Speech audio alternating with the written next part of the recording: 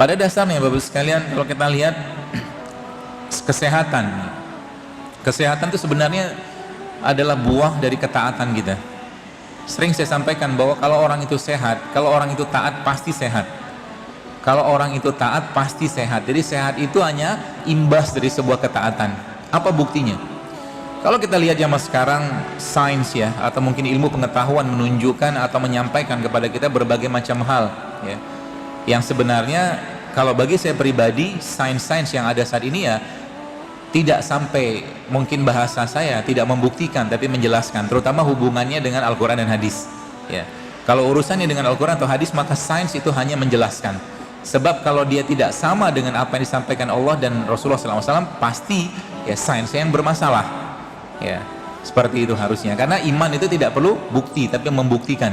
Kita tidak pernah melihat Allah, kita tidak pernah melihat Rasulullah, kita tidak pernah melihat surga, kita tidak pernah lihat neraka, tapi kita yakin dengan itu semua ya. Bahkan Rasulullah mengatakan bahwa aku rindu dengan saudaraku, kata Rasulullah. Siapa itu ya? Kita-kita ini kan ya, seperti itu. Maka apa-apa yang ada dalam Al-Quran atau apa-apa yang ada dalam disampaikan oleh Nabi SAW pasti bikin sehat. Kesimpulan utamanya, syariat itu bikin sehat, tapi kita tidak melakukannya untuk sehat, karena kita melakukannya untuk taat, karena ketaatan. Orang yang bangun malam rutin, Bapak sekalian, tidak akan mungkin kena penyakit yang berat. Orang yang rajin membaca Quran, jantungnya pasti baik.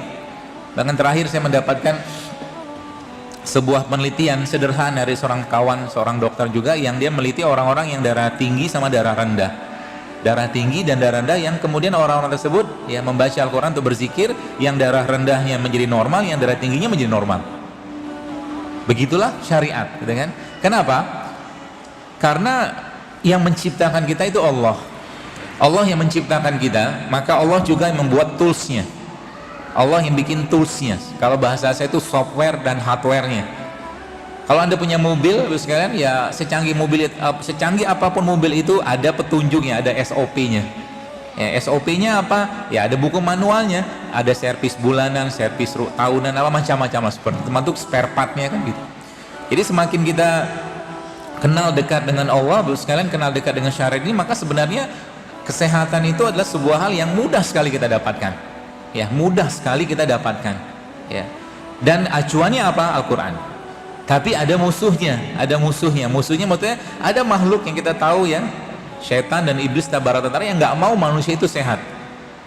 Kenapa tidak mau sehat? Karena Allah menciptakan kita, wa ma khalaqtul jinna wal insa illa liya'budun, kata Allah. Allah ciptakan kita sebagai hambanya, sebagai Abdullah. Abdullah itu butuh sehat. Untuk melakukan ibadah itu butuh sehat. Maka untuk menjalankan peran sehat itu, maka pastinya Allah menciptakan sarana prasarananya ya, sarana prasarananya, dan itu kita bisa manfaatkan luar biasa ya kalau kita mau melaksanakan itu dengan baik. Sebab apa? Kalau ibadah itu dikerjakan dengan sempurna, pahalanya pun sempurna. Kalau manusia jahil, makan berlebihan sehingga akhirnya tulangnya bermasalah, dengkulnya bermasalah. Saya kadang-kadang nggak habis pikir lihat orang yang ibu-ibu terutama. Karena ibu-ibu tuh banyak gemuk, banyak gemuknya sih. Bapak-bapak juga ada sih. Badannya bagian atas ya udah gede, ya perutnya sudah seperti itulah. Kemudian akhirnya dengkulnya sakit. Dengkulnya kan sakit. Ketika dengkulnya sakit, apa yang dikerjakan? Suntikan, kasih obat segala macam. Bahkan ketika sudah parah banget, akhirnya tempurung lututnya diganti. Padahal masalah bukan itu.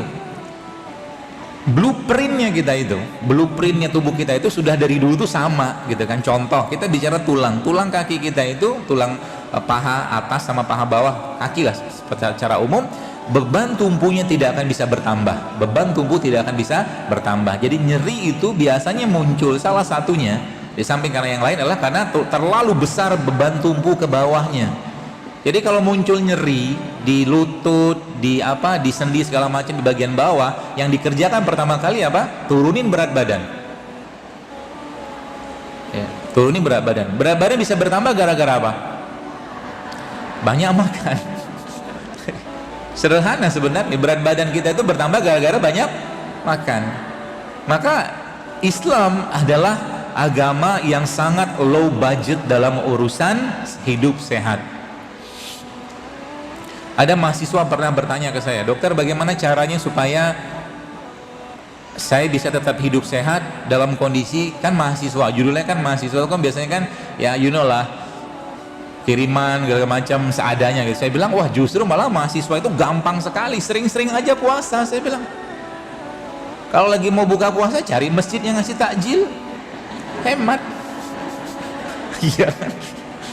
Ya, masjidnya sudah bikin kajian begini, jadi masjidnya pun nggak ngasih sirup lagi tapi ngasih kunyit, kan gitu kan, ngasih kurma, ngasih rebusan, nggak lagi gorengan. Kalau masjidnya sudah paham ya.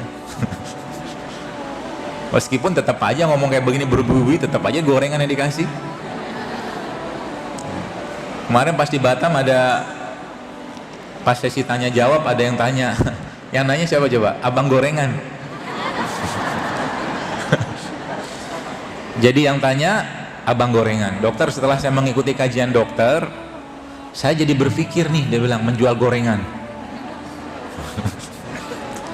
Terus saya bilang apa? Gampang sebenarnya kalau mau ya, kalau mau sebenarnya tinggal ganti jualan buah kan selesai. Dan yang sudah paham kayak begini, yang sudah insaf kayak begini, itu kan akhirnya mencari buah kan. Anda nggak tertarik lagi dengan gorengan. Sederhana, sesederhana itu gitu kan. Ada lagi yang kemarin ibu-ibu, entah ibu-ibu entah bapak-bapak, dia kasih pertanyaan di kertas gitu kan, tulisannya, dokter setelah saya mengikuti kajian dokter gitu-gitu terus. Dia bilang saya ini jualan cake, kue. Kue itu isinya apa? Sehat nggak? Kenapa dimakan? Karena saya bilang gini ke mereka, saya bilang Anda kalau bisnisnya kuliner, saya bilang jangan bikin makanan, jangan bikin produk makanan yang orang dulunya sehat sekarang sakit gara-gara makan produk Anda. Bener nggak? Iyalah bener lah. Akhirnya gara-gara itu dia nanya kan, saya bilang ya kalau itu mata pencaharian jangan langsung stop, karena dia bilang dia pengen langsung berhenti ya. Saya bilang jangan dulu, cari solusinya dulu pelan-pelan, kita harus bijak juga ya. Kan banyak tuh sekarang pemanis yang sehat ya, bukan pemanis buatan sih ya, kayak madu, gula aren segala macam. Ada juga tepung-tepung yang sehat, ada mentega yang sehat, butter gitu kan, banyak sebenarnya asal mau ya. Sekarang kita lihat dulu sekalian negara kita ini dengan begitu banyak yang penyakit nggak selesai-selesai ya. Dunia pengobatan, atau mungkin saya sempat sekolah dokter 6 tahun dulu ya, 6 tahun kuliah dokter yang diajarin tentang pengobatan, nggak salah, tapi ada yang hilang di situ. 2 tahun atau 6 tahun itu cuma 2 SKS belajar tentang nutrisi. Belajar tentang nutrisi itu hanya 2 SKS selama 6 tahun coba. Sedangkan kata kuncinya di situ. Nutrisi kita sekarang ini yang tidak berimbang. Orang sudah tahu, maaf, makan sebulan mungkin nasi goreng. Nasi goreng sehat nggak? Kenapa susah jawabnya? Hah? Merasa bersalah? Nasinya dikasih minyak, ya kan? Nasinya sendiri sudah gula. Gula nggak dipakai di badan karena badannya sudah berlebihan gula. Tanda berlebihan badan gula, tanda apa? Tanda tubuhnya berlebihan gula apa? Pegang aja pinggangnya, kalau banyak lipatan tuh banyak deposit ya, deposit yang nggak kepake.